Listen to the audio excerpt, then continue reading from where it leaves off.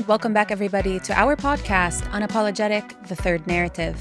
Our original and authentic initiative in light of the war in Israel and Gaza. A platform where we will share our identities, views, and experience from the ground. Amira, Ibrahim. it seems like on the 2 episodes that we decided to make a special, We decided. well, I was against this. I was like, our birthdays just happened to, be very close to one another. Mine on the 3rd and yours on the 13th. And we decided to do 1 episode of each, to shed light more on our views, our differences. And, before the recording of the episode where you interviewed me, we had a very horrific update with we talked about it in length about what happened in the Golan Heights and the 12 children who were killed from the bombing, from the rocket in the football field. And today we're recording again. And again, we have news. Yesterday, we had news that there was an attack on Dahiya Janubiyya, which is a part of Beirut that is known to be the area which is Hezbollah is the most present at. And this morning, an even more drastic news, as they say in Israel, according to foreign sources, the political leader of Hamas, Ismail Haniyeh, has been eliminated while he was in Iran. mm-hmm. What do you think about everything that's been going on in the past few days? I'm just worried about what's going to happen to our region after this, because this is a big deal.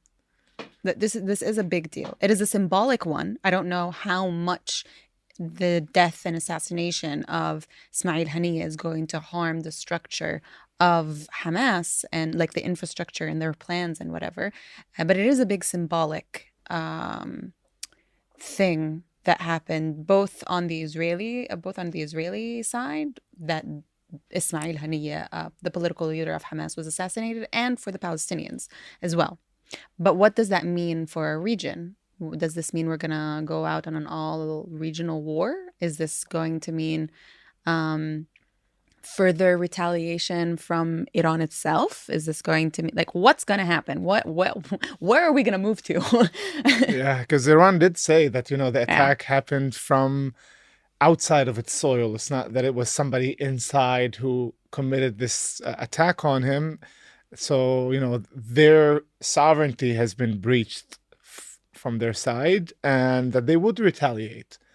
And our concern, for us is what's going to happen here, especially when right before that we had an attack in Beirut with Hezbollah. And now, all these things are, accumulating all together. And that's the concern. It's a regional conflict. I think it's important also we mention maybe a couple of things about who Ismail Haniyeh is, as someone who's from Gaza itself. He's born in the refugee camps in Gaza, and if you look at it, a lot of the leaders of Hamas are the ones that came out of the refugee camps. Yeah, I think that's an important thing to mention. Is people think that anyone just becomes the, on the armed struggle side of things just because. But no, they're the ones who come from the most difficult, horrific positions and situations, and they go into looking for a violent way to change their reality and the reality that they know. And he came into the news, the spotlight in the early 1990s. I think in 1992 was one of the first speeches that he was very public as a spokesperson at the time for Hamas. And at the time, people saw him as a very eloquent, relatively young, even though he was in his 60s. He's still considered not the founding generation of Hamas, but the one after that. And he climbed up very quickly because of his speech and his way of speaking into the public and to crowds. And he, just like you said, he became a symbolic figure, a symbolic leader, as sort of the foreign minister in a way, being in Qatar and leading the negotiations and going to Algeria and to Iran and visiting and traveling and Turkey and all of these things, as he's like the He's the political face of Hamas, particularly outwards. And so, like, exactly like you said, like there are news about that we had in the past few weeks about elimination of Muhammad Dif, who is one of the highest ranking personnel in the military wing of Hamas.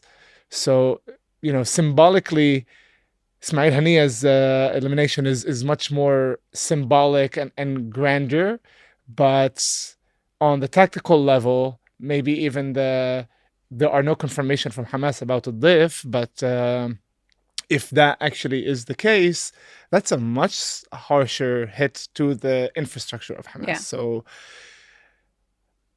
it's just mind-boggling to think about, how all of these things are developing so quickly, like where we can't catch a break, and every time we have a new development, and hopefully we don't have further escalation, because that will just mean, like what's more than what we have now. It's just like a regional conflict.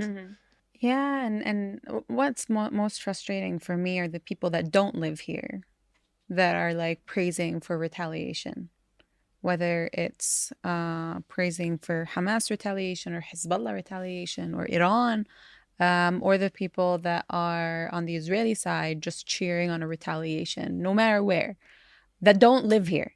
It's just really frustrating. And the people that don't live here, the people that don't live from the river to the sea, that are pushing for war from the river to the sea and beyond. And not even that, but mocking and silencing the people that are calling for a ceasefire that do live here. It's really frustrating.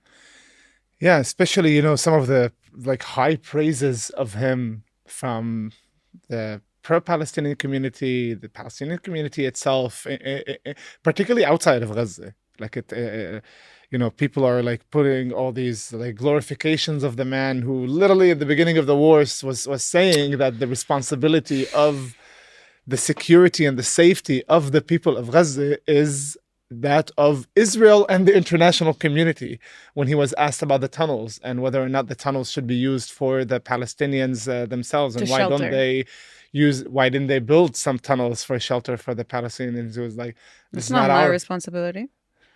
So it's just frustrating that these figures become just glorified just because they were eliminated, and there's like they forget the other things that they did in the past, and not just the symbolic aspect of it. All our leaders are psychopaths, whether it's like the entire world. The position of power rots your brain. It rots your brain.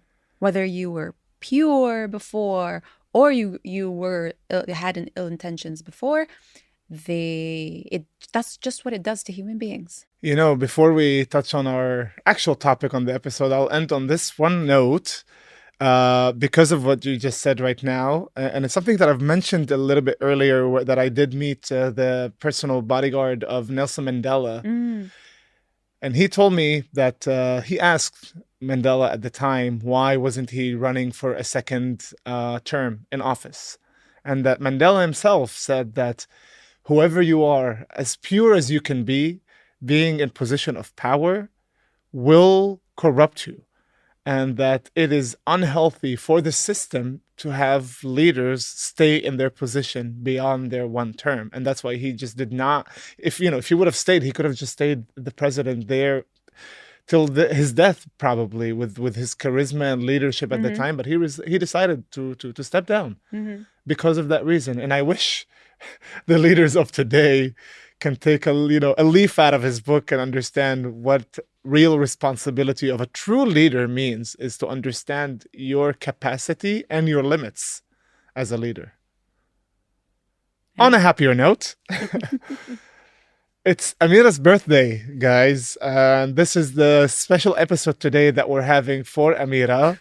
After she drilled me hard with the questions on the last episode, which was great. It's important to listen to questions and to know the questions of the audience. It's just another element of how both you and I are different in how we approach things. Yeah, that's true. And I didn't know about most of the questions that you were going to ask. Guys, I told Ibrahim, if he had the option to opt from any of the questions, he did not. He had the option to look at the questions. Before I was asking him, he also said, no, I prefer it to be spontaneous. And I really do, and I mean it. Even though some of the questions were challenging and, you wanted to like pick my brain more and more about them, that's still, I think there is an authenticity into it, and we did the same thing this time around. So yeah, our responses, guys, are just our immediate thoughts and feelings when we're hearing these questions. I just want to say something real quick, is because when we're giving these news updates, they're not really accurate in regards to time. So we're saying, like, when you talked about the assassination of Ismail Haniyeh, you said like this morning and yesterday, just make sure, like, obviously to the time of recording. To the time of recording. And also this, like, your episode, I think, will be released on your birthday or a few days after. And mine as well will be a few days after. So we apologize. These things are out of our hands. We have a release date, which is every other week on Thursday, 7 p.m. Jerusalem time, give and take. And because of our birthdays, we're going to release 2 weeks in a row. So happy birthday to us and happy birthday to you. That's like a birthday present to you. And, the first comment was, oh, you guys are both Leos. Of course you are. It's astonishing how many people were born in August or in the Leo period. And particularly in the peace movement, I've noticed a lot. Really? Quite a few people who are Leos. I don't know where that comes from. Leaders. Maybe. How are you feeling on your birthday? How are you feeling having your birthday at this time, in the middle of everything? I mean, my birthday isn't until the 13th. It's coming up. Yes. And today is like, what, the 31st of July? So tomorrow is August. So in 2 weeks. Yeah. If you didn't bring up the birthday situation, if your birthday wasn't on the 3rd, I wouldn't know that it was August. I wouldn't know what, like, I'm just in my head. I'm in my bubble. And it honestly feels nice. It's humbling to forget your birthday. I'm usually the person that, like, I like to celebrate my birthday. I like to treat myself. I like to, like, give to myself as much as possible. Like, it's the day where I treat myself like a princess. And that's was one of our first questions is, how does Amira treat herself? Really? Okay. So what I do on my birthday, on good days when I was financially stable and not running a passion project and podcast, I wouldn't like get I wouldn't struggle to get anything. I would take taxis everywhere. Even though I don't do this on a regular basis, but it's just like a day for me to reward myself, because I have a problem. This is getting personal. I have a problem receiving things from other people. This episode is personal. I have a problem receiving things from other people, and I like to do things myself. And I like, so on my birthday is the exact same thing. I'm like, I want to give to myself as much as possible, to show myself also. Maybe you'll ask me about things about my upbringing, but to show myself that I am capable of giving and providing for myself. And your favorite cake for your birthday? Favorite cake. Or snack, treat? Like, I think maybe every woman that listens to this, we have our shit with food. So I'm usually not eating fattening or chocolate or things like that. So I just treat myself to what I want. And which is? Not necessarily a cake. I'm not a big fan of cake. I like cheesecake the way that you like cheesecake. I'll tell you what I don't like. What I don't like is mixing like fruit and fruity flavors in dessert. I'm like with the classic chocolate, maybe coffee with chocolate, even though I'm not a coffee drinker, but I like it in dessert. I like tiramisu a lot. And I like where this episode is going. And I told you it's going to be different than ours. And the previous one. Cold, like I like ice cream. So okay, I would choose between a tiramisu, a souffle with ice cream next to it, or just like a cheesecake or a chocolate cake. Yeah, me and Amira were talking before this episode about the dynamic and how I envisioned the previous episode and how I would envision this episode. That we started to make the joke that maybe it's a Gen Z versus millennial dynamic of how we approach things sometimes. So, I'm the older crowd here that does the old style. But we want to know more about Amira. Like, I think our audience wants to know a little bit more about you. So, there's like the question of what does Amira do for herself? How does she treat herself on a normal day? Exercise, rest. What's her hobbies? So it's kind of like difficult to talk about normal times when times right now are not normal. So even at these Um, times when it's challenging, what do you do to I help I yourself? bury myself out in work. I bury myself in work, which is what I usually do. When I was a student, I would bury myself in studies, to avoid like the world or whatever was happening in my life. It was COVID, so I would bury myself in studies. I'm always doing 10,000 things at the same time when it comes to work. So I'm working on like 5 projects at the same time with different deadlines. Um, but ever since I traveled the first time, like to London, and it was like a hassle, I bought a book. I bought A Thousand Splendid Suns, such a dramatic book. And I'm not a reader. It's very hard to keep my attention. Like I get distracted really quickly, and I need to read. I'm self-diagnosed dyslexic and ADHD, self-diagnosed. But it's really hard for me. But right now I'm trying to read more, to distract myself from the reality. And I found that I like to read about other conflicts to like forget about what we're going through. Um, I like anything that has to do with creativity. I sketch and paint myself. I haven't used those tools in a very long time.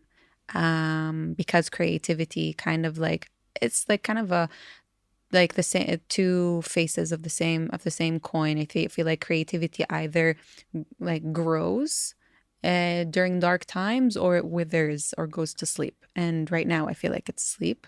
I'm putting my creativity in the episodes, in the reels, in that. I usually go to the gym a lot. Like I usually go to the gym a lot, a lot. Um, and what You else? haven't been doing so as much since the beginning of the war? Because I feel No, for me it's quite the opposite. Like since the really. war started with all the tension, like I do need to go to the gym so I can like get some stress out. It's just my day to day has just changed so much, and I usually like to stay, even though like I'm a type of person that likes to play by her own rules, but I also like a routine. I'm very much a morning person. Like very much a if we could record this like in the morning, right now it's not, but if we could record this in the morning, I would be like so sharp, really, really sharp. And but the problem is that I like to do everything in the morning and I can't do that. Yeah. I can't. And most of my friends are night people. So I cannot, sometimes I need to choose between what I want and what if I want to spend time with my friends. So speaking of these developments and changes since the in the past 10 months, what are the things and the changes that you've had in the past 10 months, you would say? So you mentioned stop it, like not doing as much workout and not sketching and all of these things on a personal level. Are there some things that changed in Amira in the past 10 months? Some of your views, some of your perspectives that have changed in the past 10 months? In regards to what? Life or like the Life, the conflict or conflicts, your view of the world. There are two questions were like that. Was one is what are things that changed for you in the past 10 months? And the other one was what are some views that Amira of 1 year ago would have that you would look at her and be very surprised or be shocking for you that you did at the time? I think the first thing that I will say is that you will notice that it's way, or the listeners and you, baby, probably, it's way easier for me to talk about other things and to talk about my opinions on things than to talk about myself. So I'm gonna have to think about that. I mean, I presented my views here, on and how they have changed. Um, I think I'm way more um, political than I've ever been. I'm way more public than I've ever been, which is weird. People knowing things, like we were talking about it the other day when I was asking you the questions, and you were like, I need to remember that this is going to stay online. This isn't like a story or something. And many people are going to see it. So it's very weird having your life on like social media and on display. And just dabbling with this like sort of responsibility. And the same way that for me, third narrative is a type of dialogue or a conversation, because that's what we're having. We're having a conversation between people in the most polarizing of times, the most polarizing topic, and we still managed to not kill each other. So I'm also learning how to do that, because everyone has their weak points. I also have my weak points, and my weak points change from time to time. When I was like, I don't know, 15, if you asked me anything that had to do with women and equality and whatever, I would like flip a shit. Like women were like a not touchable thing for me. In what way? Just any like my brother, for example, could get on my nerves very easily while telling me things about equality and in a patriarchal way. Yeah, teasing me, of course, like telling, because he knows that's something that pushes my buttons, and I would fall into the trap right away, and we would never have a conversation. It's a brother and sister dynamic. But right now, for example, I know how to have those kinds of conversations without the person, even if it's the most patriarchal person in the world. I can, like, to a certain extent, contain my emotions, because I know that it's their opinion and that doesn't change anything about who I am or whatever. The same way with our conversations. I'm trying to be more like passive about things and not to like take it to heart. Yeah, not to take it to heart, specifically with like reading the comments and I'll tell you something that has intensified within these 10 months. I've never... Okay, we'll start with the good and then I'll say the bad. Or actually, I'll say the bad and then we'll end with the good. I think, like everyone else, I was hit by a lot of trauma. And a specific type of trauma that I'm not familiar with. Like, it's not your typical, like, old eldest daughter kind of, like, upbringing trauma, mommy issues, daddy issues. Like, not that kind of trauma. It's the trauma of October 7th and bombs and the war on Gaza and all of that, and racism and discrimination and just, like, different things. And at a certain point, I literally thought I was going to die. Like, so that's that. And from that kind of, like, grew... or the seed was planted. I was able, because of this podcast, to see so much good and so much hope, from the DMs, from the people that stop us in the street, from the friends, like just everyone who believes in our message, the people that are willing to just give and give and give, and just the stories that are coming out of the ground. It's like, it's something that like lets me look at life in a different way, and look at, even though I'm not there yet, I'm not the type of person who's like, oh, in the now and taking the moment, but it makes me more aware of it. You did mention patriarchy here earlier. Yeah. God knows we had so many questions concerning, the role of, as a woman, you being a peace builder, like, dozens of questions were on that topic, so I'm going to try to sum as many up as possible. The main question is, how is it as a Palestinian woman to be a peace builder? Are there any challenges that you feel that you face as a Palestinian woman to be in the peace field? Does that put any obstacles, challenges? And as a woman in general, is it an advantage or disadvantage being a woman in the peace building field? I'll start by saying what I usually say when someone asks me that question is, which I truly believe, is if I were a straight man in this society, I don't think I would be a peace builder or an activist, because I don't like the word peace builder, but Thanks, Amira.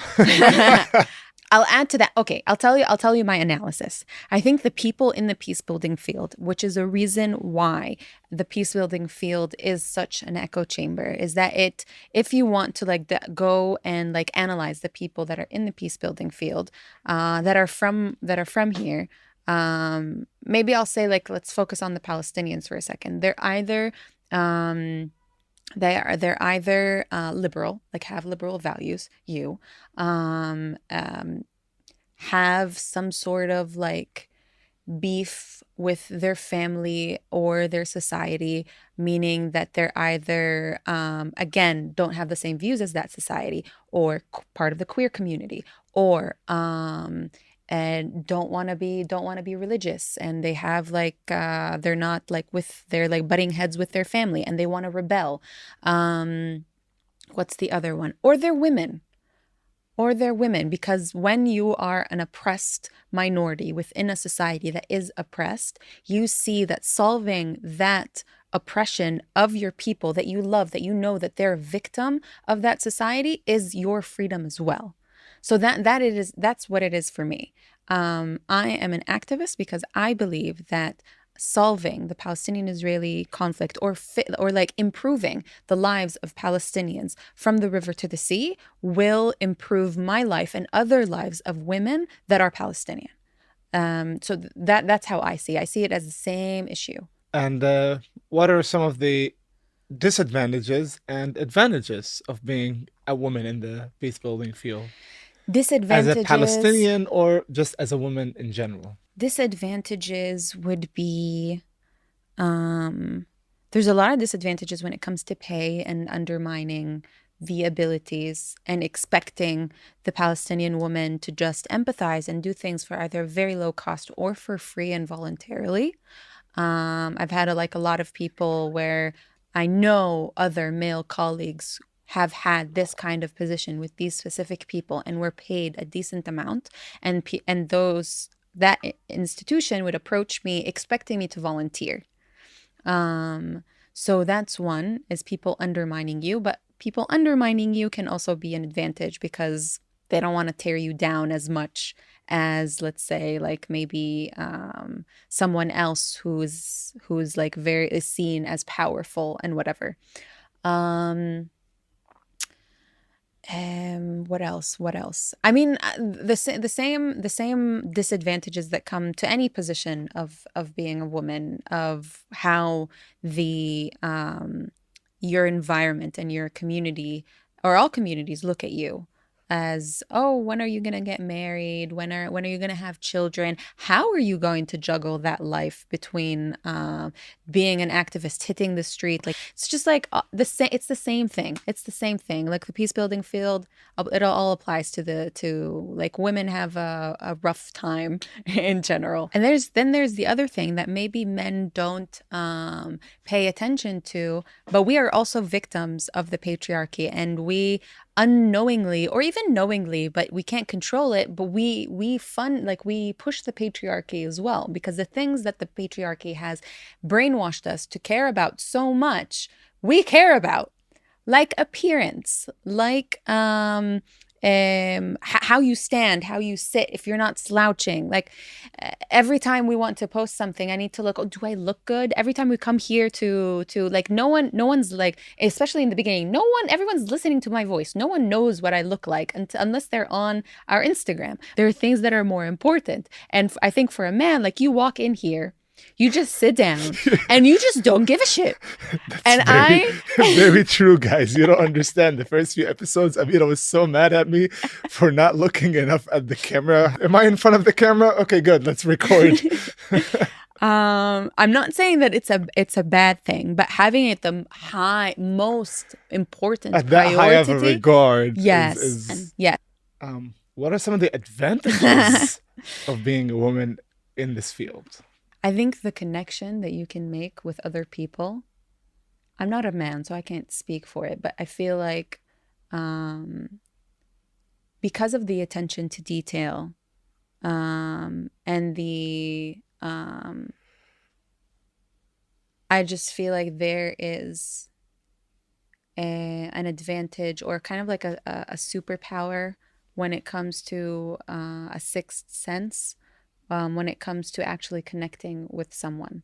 I know this also depends on the person themselves or on the woman herself, but there is this like kind of something to a woman that people are willing to empathize with. Some people are willing to open up with. Like if I were to interview another person who's very harsh, I think I might be able to get to them emotionally, maybe a little faster than a male would or you would, just because I'm a woman and they need to be soft and gentle and delicate with me. And the power of like people undermining you, it makes you way more powerful. That people don't expect it. I don't know if our audience is aware of it, but the majority of our listeners are women. That says something. That I know I'm biased and I completely believe in I'm what biased we're saying. pro that too. Don't get me wrong. We But- talked about it. I'm raised by a feminist mom. So. But the fact that the majority of the people that listen to us on this podcast and the majority of the people that are on our social media, I think, Yeah, and yep. Also, it's Are around the same women. percentage of like 2/3. for women to be the majority of the people that follow this message says a lot about women. I agree. You got some work to do. And I will say that we can't do it. We can't do it without the support. Like we need a man on the inside. Like we can't do it by ourselves. And that's also a very important point. I remember from my friend who was in Egypt during the revolution. The women were integral part of the uprisings, Yeah. the protests, everything at the beginning stood side by side, even though there were sexual assaults in Tahrir Square, and they were still there. And then after that, when the president at the time, Mubarak, was ousted, there was a period where there was no government and there was talk of writing a new constitution. And what happened is that the women were excluded from those talks. Mhm. And then they went to Tahrir Square on International Women's Day on March 8th to say, hey, we stood by you side by side in the protests and we need to be a part of this. They were kicked out of Tahrir Square. And not by the Muslim Brotherhood, the religious men. No. By the same so-called liberal secular men who stood by them in the protests.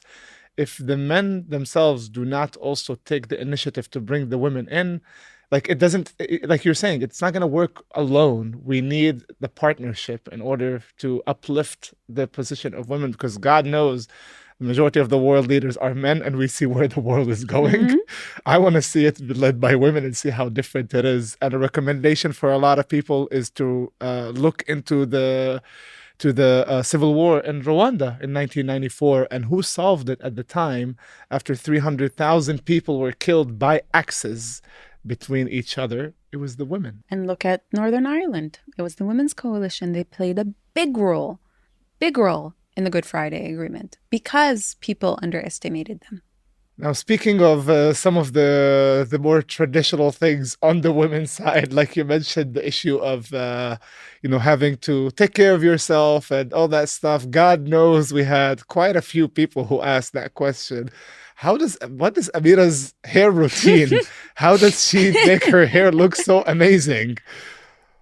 So give a tip to the rest of the women out there. I think a lot of people are going to be disappointed by my answer, but I obviously look at the products that I buy. I do have like mousses and I do have creams and whatever, but at the moment right now, I'm going by less is more, and I try to use as many natural products as I can. And when I say natural, like homemade.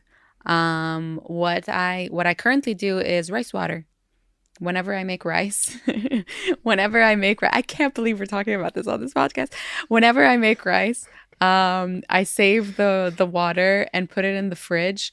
And whenever I shower, I like just put rice water in my hair. That's what I do.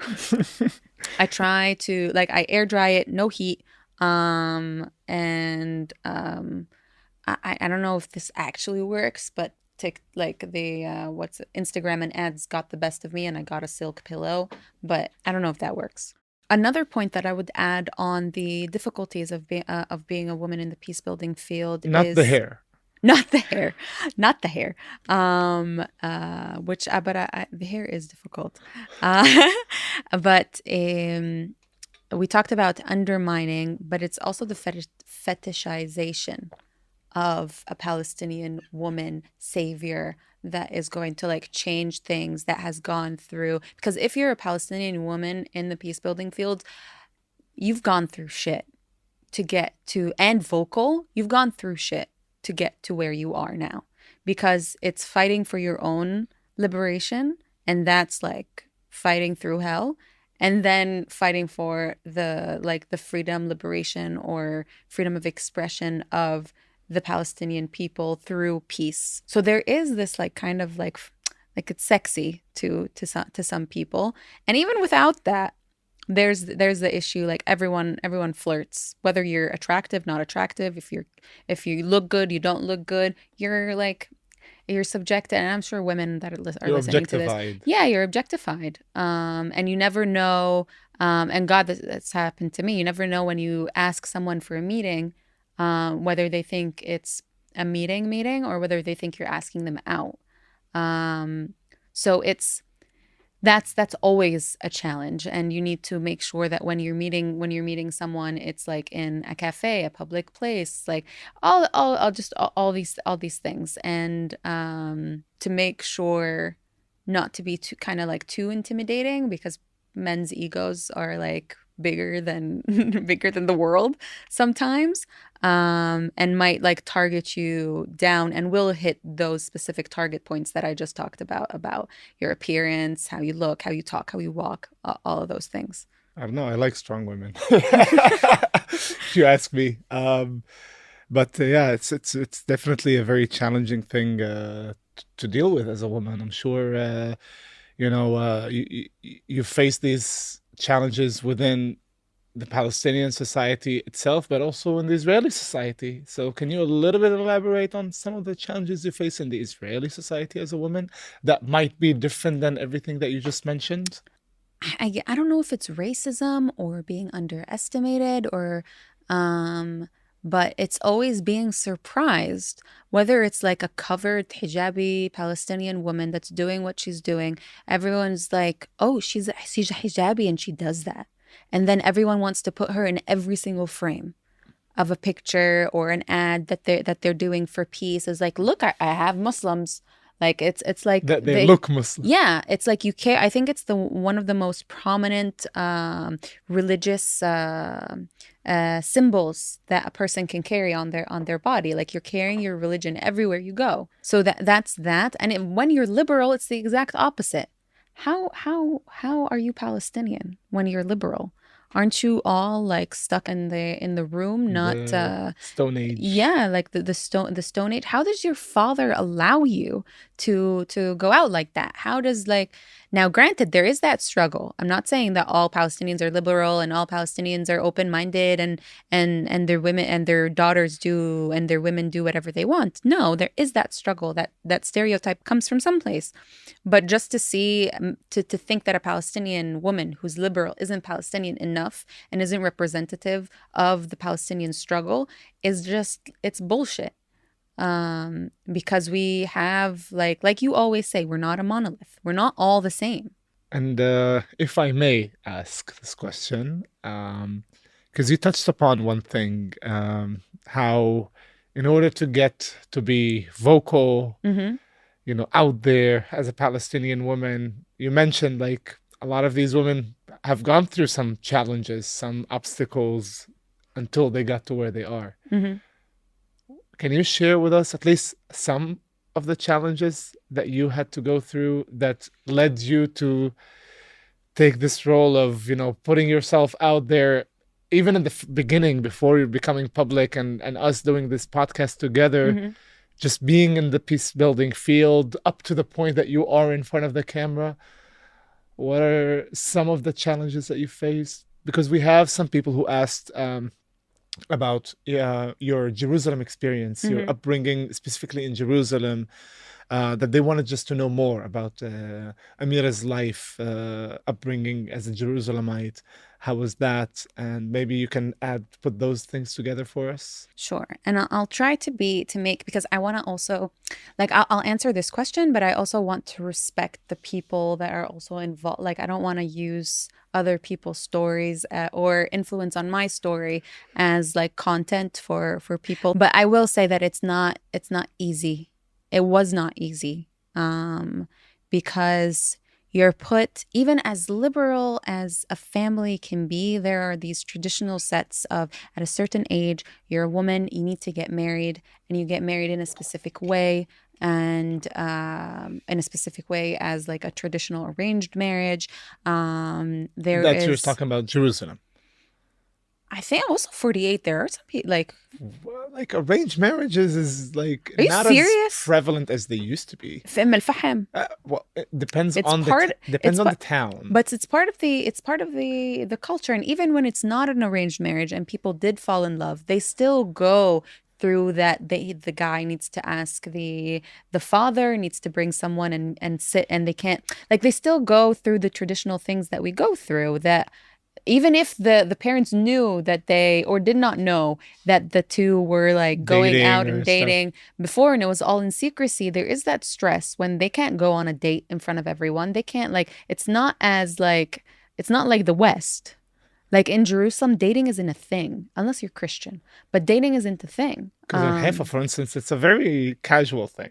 Haifa isn't representative. Sometimes Nazareth, but these are also big cities. There's big cities, and they have a larger Christian population that influences the general culture. Yes. But in Jerusalem, it's not the case. I just wanted to make the distinction to our audience a little bit, because this is a different like, we have those challenges in the north. Obviously, like, I've dealt with that with people who are like, the girls I wanted to go out with, and it's like, oh, I gotta like find a way to like, how am I supposed to be out late? And I'm like, I can't do this. Like, I would want to be with someone who's just like, it's normal for us, because that's how I want it to be. And frankly, that's how we would do it in my own family as well, regardless if for the guy or the girl, because our mom raised us very on an equal footing in these things.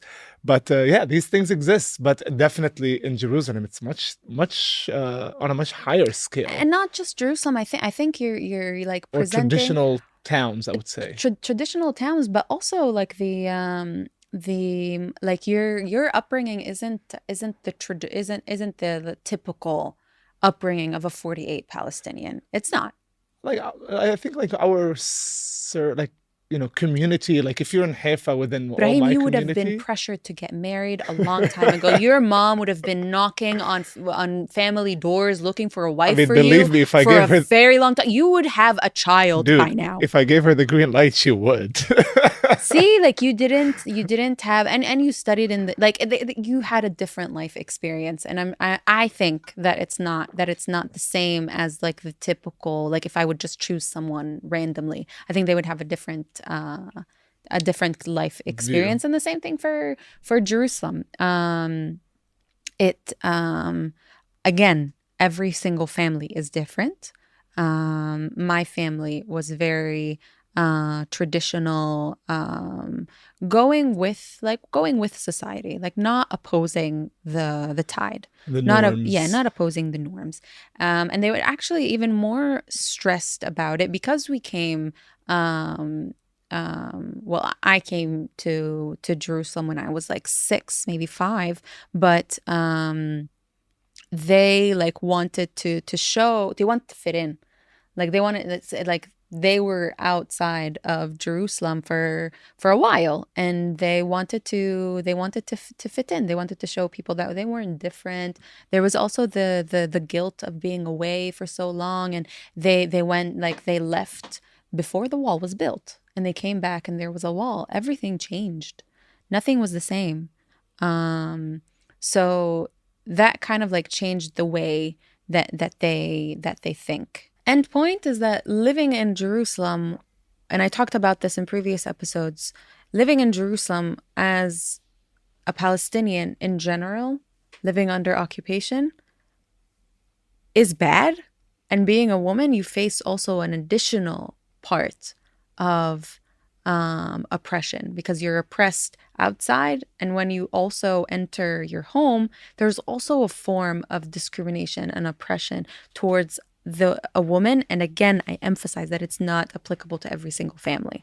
There are families that are very liberal, that are equal between their sons and their daughters, but generally speaking, there is that traditionalness that is in the Middle East towards women, that can sometimes come to an extreme, where it is like the woman's life is micromanaged, where you work, who you talk to, when you're coming home. Like, you never not have a curfew. There was this saying when I was growing up, was like, a woman leaves her parents' house either to her grave or to her husband's house. So, and then you have like me, who's like a woman who has all these dreams and wants to do things and wants to be vocal and wants to self-express when it comes to what I want to wear, who I want to talk to, and that I don't want to get married at this point in my life. And it's or if you like, you don't No, want. the clock is ticking in our community.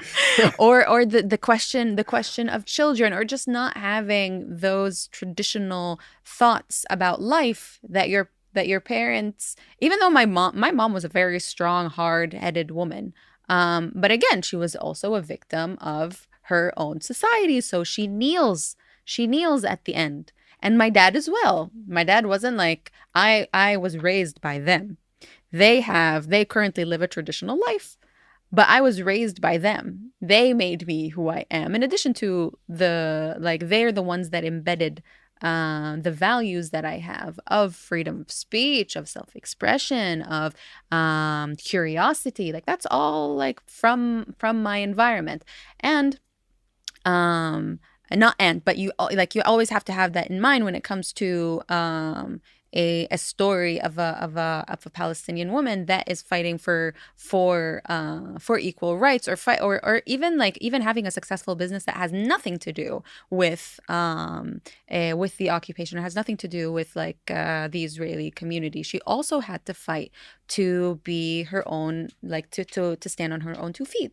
So I am no different.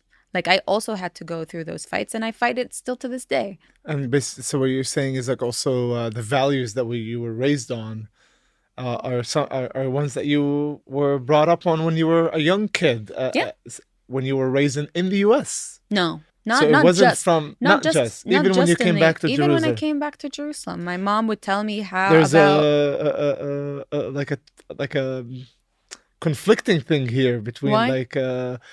being No, what I'm saying is the people put, like my parents, for example. My parents, not everyone in Jerusalem, or not every Palestinian, aspires by their own thought process, say, I'm going to go look for a better life, and I choose the States. And I'm going, like, we're not that kind of people, especially in that sense. So my parents have those values of independence, those values of acceptance and curiosity, and building something from the bottom up. That's who they are. The society made them act in a different way, that's regardless There's of where they were. There's a conflicting of the two things, of what they want, but then they're pressured by the society and they conform to the society, and that's on you. Like, they give you, like, in the same time, you need to be independent and strong on your own women, but you need to be also forced to be by these rules that the society, that they also have taken on themselves. I just refused. I refused to conform to society. I refused to go the traditional route. I'm the type of person that would swim against the tide and not go with the norms. That's the only difference. It doesn't mean that I'm a completely different human being, or that I'm an alien to the people that live in Jerusalem, which is where I grew up. Me being in the States for the first 4 years, or since 2 until 5, doesn't say any. I could have been any other person. I could have forgotten my English. It's what your parents and what your environment and what you as a soul, as a human being, want to do with your life. And when I went back to the States, I thought I had a lot of an Americanness in me. Not at all. I just sound American. Not at all. So I hope that answers the So question. let's talk about that a little bit, because that was actually the first time that you went back to the US was this year, Yeah. about a few weeks ago from the time of our recording, that you were there for a whole month. Yeah. Can you tell us a tiny bit about what you did there in general, and then about, drum roll, our first event as the third narrative on the ground that you led with our amazing third leader of this movement that always shies away from the camera, Evelyn, that you both put a whole event together from scratch in New York. Can you tell us a little bit about that? Yes. So I went on a program that basically introduces like people, this time it was women from all over the world, about the United States and how the United States functions or sometimes doesn't function well. And to teach us about like what federalism is and just like the states and everything. So we visited a few different programs, a few different states, sorry. We went to DC, to Florida, to Orlando, Denver, Colorado, and to Minneapolis. And we talked to like different political leaders, different like people in politics and people in civil society, that either work with empowering women businesses or work with empowering women and young girls to run for office. So that was that. I will have to say that it was like an informative program. What the program meant to do, which was inform me about the United States, I got that. But I do, and I'm not gonna delve into it here. I do have my criticisms to these kinds of programs and how they conduct their things and how and I was really surprised of the rhetoric that still exists in the United States that I thought we were still over, like how the United States was founded. I went on like a tour in the capital, and the tour guide, which is like all of the other tour guides, was said that still the same thing, that Christopher Columbus discovered it by accident. Not talking anything about the Native Americans, like nothing. Not talking about The diseases they brought from the nothing. West, what happened to these Nothing. communities. Just Christopher Columbus discovered America by accident. And this is like in the capital, that's the tour. That shocked me. I was able to meet a lot of people from different backgrounds, which was interesting. Like people that you don't usually see, which is like a Black Republican. And for them to like tell you why they believe in what they believe in, which was like, for me to meet someone like that was interesting. To meet a woman that defends and wants to vote for Trump, to meet like the people on the Democratic side, I get them, like we get them. And I was also there during a very interesting time. The attempted assassination of Donald Trump was the first day that I landed in New York. That's the first like piece of news when I opened my phone. So it was the presidential debate I watched in DC. So it was really interesting to see all these things. But the most important thing, the more exciting thing for me personally was the last 10 days that I extended, and Evelyn came, and we arranged our first ever in-person event for Third Narrative. And it was amazing to see it come to life. It was stressful and hard, a lot, like really, really hard to put it together, because we organized what we organized just in like a week and a half. That's it. And we couldn't have done it without the people that lended us a helping hand. I feel bad calling it volunteering because it had so much heart in it that it wasn't just like some external force. It was like from the in, and it's people that listen to us. Like we have Mirav who lent us a place to stay. We have Sophie and Dan who gave us their loft that we actually hosted the event in. We have two amazing restaurants that hosted us, and an initiative by two young girls. The initiative by the two girls, you can check them on Instagram, which is called Chala Back Girls, and they make like chalot. And we had that as some of the food in the event. You had the Palestinian and Jewish food in the same time. Yes. And we brought falafel and hummus and tabbouleh from an amazing individual called Rajab from Pita Palace in Brooklyn, New York. If you guys want to support us, you go support him. Go buy falafel from him and listen to his endless stories. He is Palestinian Israeli from Lod.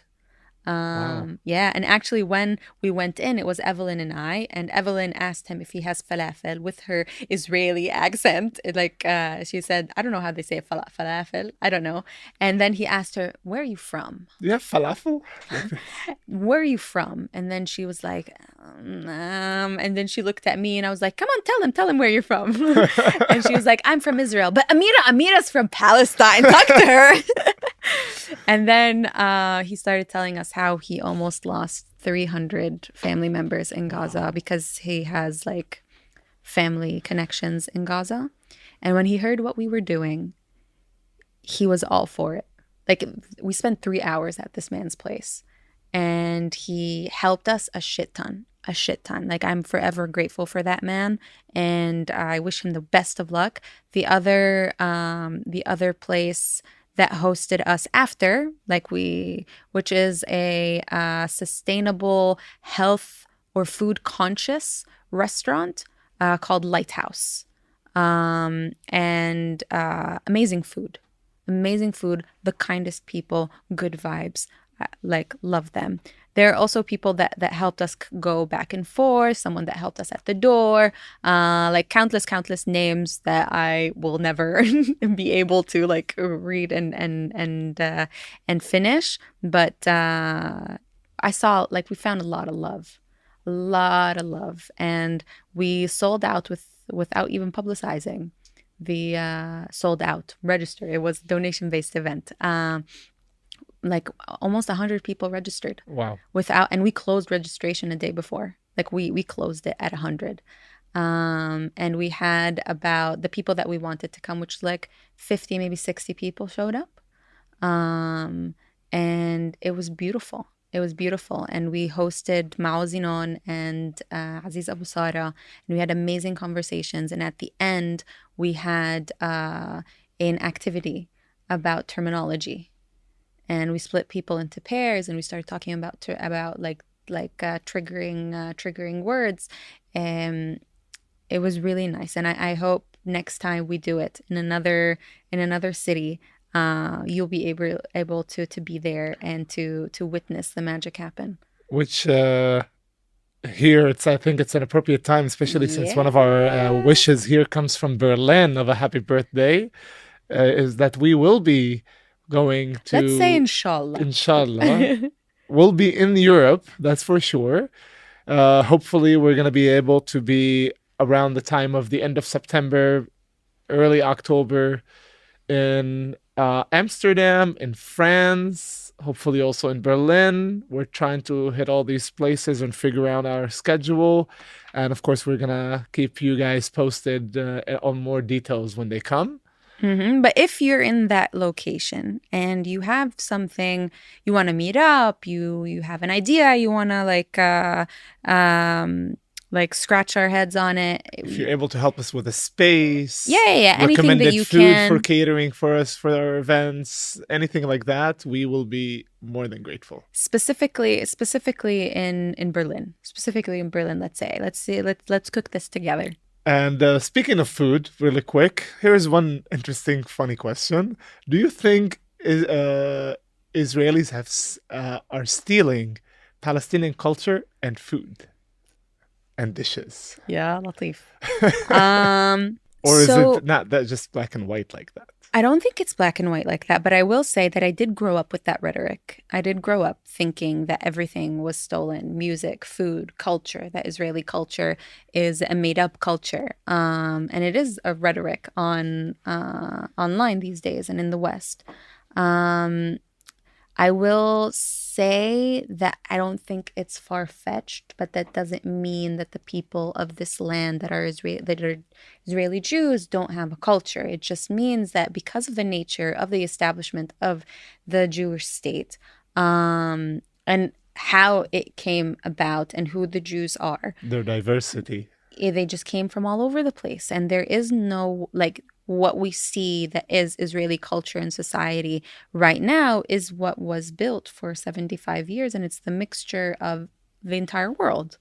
That's why when I have a culture night for the activities that I arrange when I'm arranging a project, that the Israelis always come up to me and was like, we don't know what to bring, because there would be like other people from different cultures that might be Moroccan and whatever, and the Jew that's is an Israeli is also a Moroccan. He can't bring something that represents Morocco because he needs to represent, or she, something from Israel.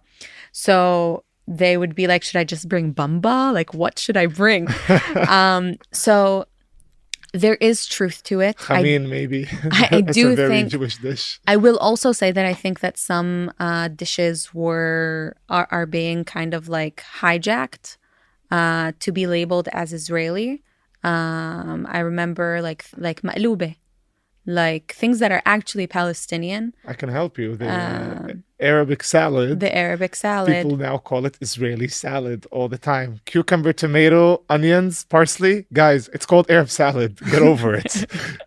And I go to every shawarma place and I say, can I have Arab salad, please? To be like, just so you know, this is what it's called.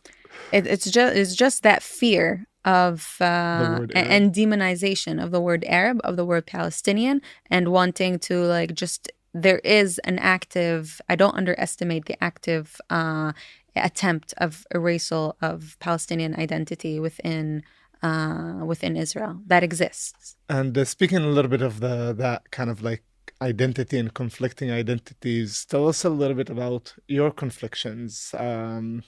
What are some of the things that you find pride in your Palestinian identity, and maybe some in your Israeli side of your identity?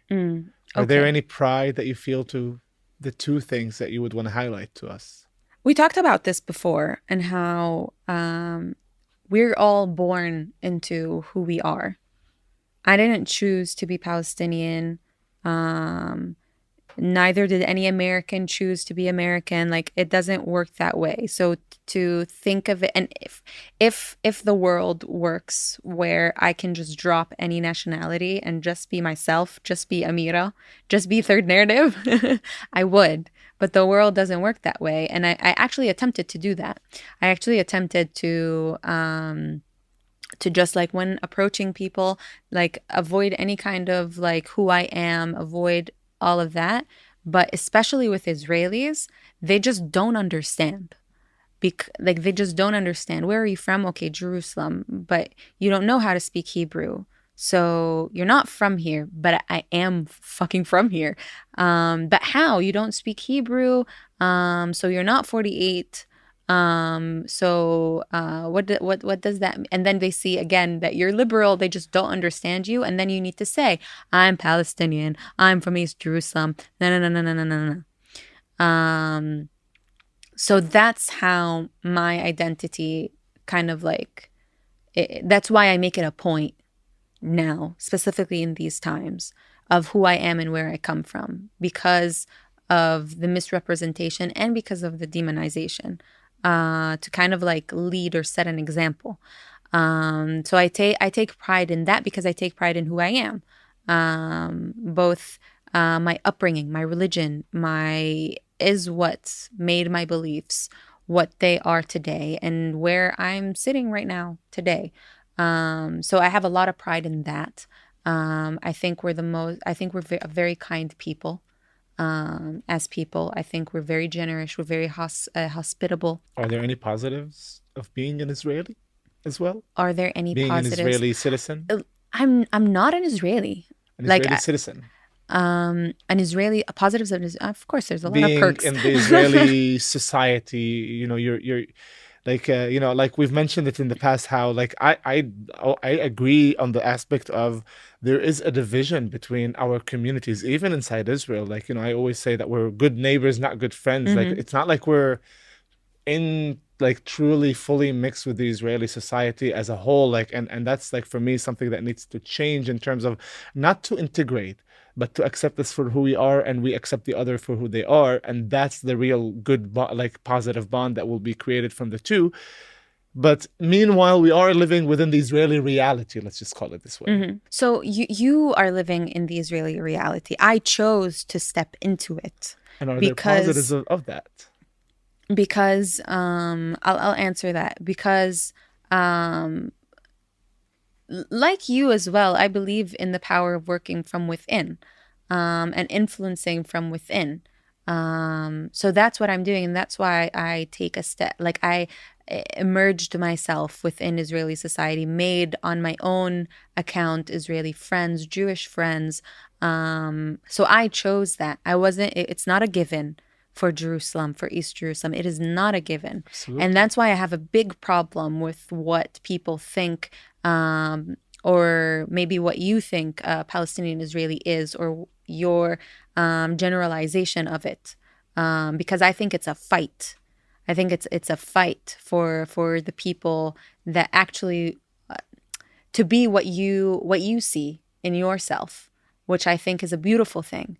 But I think it's still not, we haven't achieved it yet. Oh, I agree. Yeah. I agree. I just see it in myself. Absolutely. And that's, and I don't disagree with the fact that the reality is not fully the case. One of the things that hit me always, and I've talked about it a lot with Jewish Israelis, particularly after the war, because I try to speak to as many people as possible and engage. And I told in one of the lectures I gave recently how, people ask me about being part of, and I told them, listen, in the same time you want us to be part of, and why aren't you integrated, and all the all these classic questions that we get all the time. But at the same time, you go on the media and you listen to the rhetoric spoken even on the most left or like generic media, not the far right or anything like that. Still, when they talk about the war, they talk about we're all in this together. We're all Jews. It's not even we're all Israelis. We're all Jews. So where do you put us? It's like you want us to be with you guys, but you're excluding us from you guys. So even the Jewish community in Israel haven't truly solved this equation between Jewish and Israeli themselves. And that's part of the struggle that I think we need to, build and work on, but not to exclude. I think one of our issues, and from your question last time, it hit me, like when you had one person who asked about, am I diminishing my own identity? Is it, am I not playing into the power dynamic? And that question stuck with me like ever since. Like I did think about it and mulled it over and again.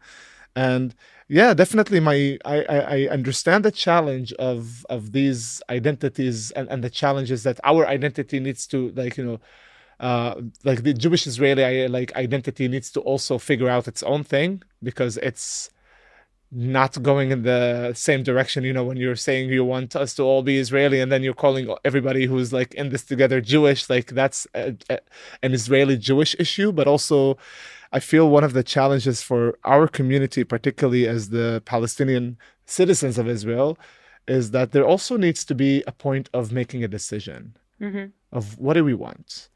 Because we always sit on the sideline as a community, in my opinion. And, like some of the kind of criticism from the questions that I was asked last time about is like, as if I'm like tossing away my identity or something like that, even though like I'm putting myself on camera, talking about our identity as much as possible, but in the way I believe in.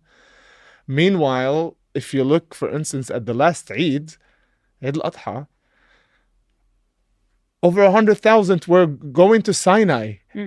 They like the entrance to Sinai was blocked because of the amount of people from our community who went to Sinai while our own people are at war. Like, how are you, like, our community is living in like kind of a parallel world. Our people are dying in Gaza, and then in the same time, you're going for vacations in Sinai. Like, are you kidding me? And you listen to the radio, even the Arabic radio in Israel during the Eid. I will never forget this. Like the way that they talked about the commercials. Eid is coming, buy the newest clothes, the most beautiful clothes. Oh, Eid. And it's such a happy vibe that it felt so disconnected from reality. And I was like how hard is it to make a commercial saying Eid is coming, it's tough times, we're donating 30% of whatever you buy for your clothes. Like, yeah, we want people to buy new clothes and feel focus positive. on the kids. And focus on the kids, and 30% of the income will go to poor people in Gaza.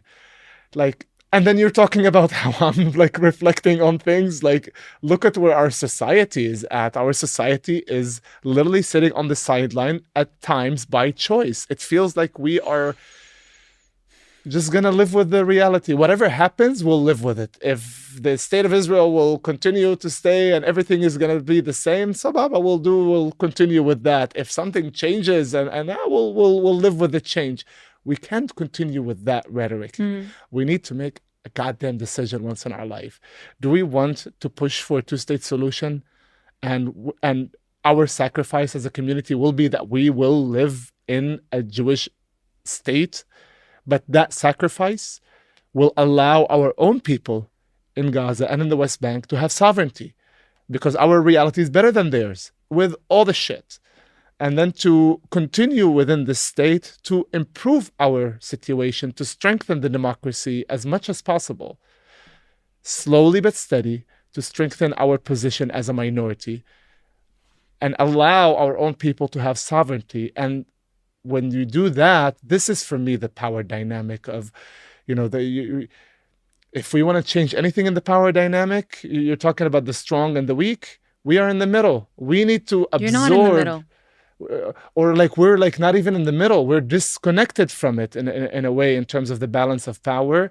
We need to bring in some of the balance of power to us, and that cannot happen without a way that we are showing also the strong that we're not eliminating you, but we need to give both people rights in order to take some power and be given power in order to change the reality. It doesn't happen on its own, and it needs to be with showing empathy to both sides. And that's just how I view the situation and going forward. But it's tough. It's tough. That just stuck with me since the last call, and I know that, it's just... That's some of the emotions I've been having about our community and people killing each other. And we'll talk about that in its own episode. We have murder cases in the middle of a war. Gaza people are being bombed. We have in Majd al-Shams 12 kids who were killed. And in the last 2 days of this recording, 2 people also were killed in our community.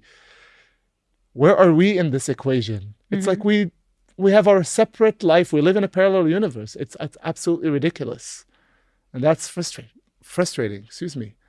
But on that topic, I didn't say what I liked about Israeli society, or Israeli culture, because the people... I do like things about Israeli society. I like the warmth. I like the warmth of Israeli people. I love the bluntness. I love how blunt people tell you how it is. The people don't sugarcoat it. They want you to come in their house. In the beginning, I thought it was rude, because, the culture that I come from. If people want you to come in their house, you come in. If they don't, you don't. If the people's children need to sleep at a certain hour, you're leaving. And like for us, it's like, no, the kids will stay. The kids would stay. You leave when you want to leave, and we will accommodate you until you leave. But I like the priority of themselves than other people. I like that. And again, I really like the warmth of the people, like, and I feel like I've adopted it a lot, because I'm that kind of person. Like, even physically with body language, I get close. When I talk with my hands. And like everyone in the streets, you pass by the streets, everyone talks to each other. It's just this like casual, very warm society, and I like it. And would you just prefer just to be one or the other? Just a Palestinian or just Israeli? That would be way easier. I don't think. Wouldn't that be easier? Yeah, I don't think I would prefer it, But it would be way easier to just be Palestinian, That's just just be one of our Israeli. questions. Yeah. I don't think I would prefer to be one or the other. But I admit it is challenging to just the identity complex of us. In a situation where we have two states, where would you choose? Where would you choose to live? I'd live wherever home is. As a Palestinian with Israeli citizenship, like I don't know what's going to happen to East Jerusalem. I don't know where I would be. I think like everyone else, whether Israeli or Palestinian, no one wants to just relocate their lives because of a resolution. But if you had the choice, If I had the choice, it depends what a Palestinian state looks like. Because I talked a lot about the patriarchy, and if like it depends. I would I aspire for a resolution where travel is flexible. So it depends on what the state looks like. I'm not saying that because don't forget that for Palestinians all of this is Palestine, and for Israelis all of this is Israel. To let go of any part is not easy, and to choose is also not easy. But I would love to have I want to keep my connection and my footprint on both. So I hope I would have the opportunity to have both. We interrupt this episode to express our heartfelt gratitude to our supporters and our Patreon members. Without you, we wouldn't be where we are today. So this is a reminder that if you join our Patreon community, you will have access to exclusive content, and you will be the first to know when we have something going on in your city. So that is your reminder to join the Patreon, and you can do it with the link in our description. Thank you so much for your support. We appreciate it a lot. On a lighter note, I'm just going to ask you a quick round of questions, and we'll give you a couple questions for the end. Okay. Just so our audience knows you a little bit more.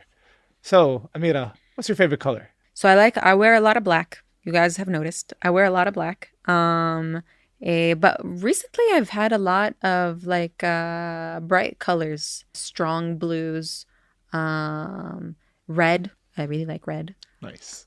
I approve. Favorite dish? Favorite Palestinian dish, first of all? Waraq dawali. Waraq dawali, which is for you guys grape leaves. And favorite dish outside of the Palestinian cuisine? I eat a lot of fish. A lot of fish. Favorite cuisine itself? Outside of I can't choose, but I like a lot of fish. I like myself a good salmon, shrimp, all the fish food. And favorite hobby? I wish that I could get to a point where I can conquer everything. I want to try everything. I think that's my hobby. I'm a very curious person. I like to try everything. Favorite movie? Ever since the war, I haven't watched anything. But I like real movies or Disney movies, cartoons. What I watched on the plane was the Disney movie Coco. I like that movie. It's a good movie. Yeah, you guys are seeing how much of a kid at heart I am. And if you can travel to anywhere in the world, where would that be? Everywhere. One specific location? No. That's everywhere. On your list? Everywhere. And the most important thing for me is the experience. I don't care about the location. I don't care about the Eiffel Tower. I don't care about the Statue of Liberty. I couldn't care less about the pyramids. I don't care. I care about... The birds are amazing, but... I care about the people that I'm with, the cultures that I'm visiting, because I feel like I visit a culture and not a place, like location. Mm-hmm. So I just like an experience. And if you could live anywhere, where would that be? In a free, resolved Israel and Palestine. Our land is beautiful. Very diplomatic answer. Our land is very beautiful. You're learning. And I want to end this episode on a positive note. How do you remain positive and hopeful, and what keeps you with strength? Don't read comments. No, just kidding. I read all of them. But the people that I mentioned, I remember that I have a massive responsibility, because going back to our visit to New York, one of the people that came was actually a Gazan Palestinian, and he has broken English, and he came up to me and he was like, I want to learn to speak English specifically so I can speak like you speak and to tell my truth to the world. So I just remember that it's bigger than me and it's not just about me. And if I feel like it's a bad day, that means it's a bad day, and I can weep and I can sit in my bed and not wake up, and it's fine. And I need to give myself that room. But I need to like remember that there are people in it with me, like you, like Evelyn, like Sophie, like Mirav, like all the people that I mentioned. And with that, I think we'll wrap up this episode. And, we talked about making this kind of episode in the past, but also we always wanted to, we don't want to make it about ourselves. Yeah. It's just that it just coincided that we have our birthdays. So we thought maybe we'll give our audience a little bit more, about who are these two people who keep talking about the conflict. And, You wanted to talk a little bit about yourself, don't lie. No, actually, it's something that, if you remember, I was against doing this episode when we talked about it the first time, because it's something that one of my best friends, Adham, said to me right when we started and things like the episode started to wrap Stay up, humble. Scale up, is it's not about you.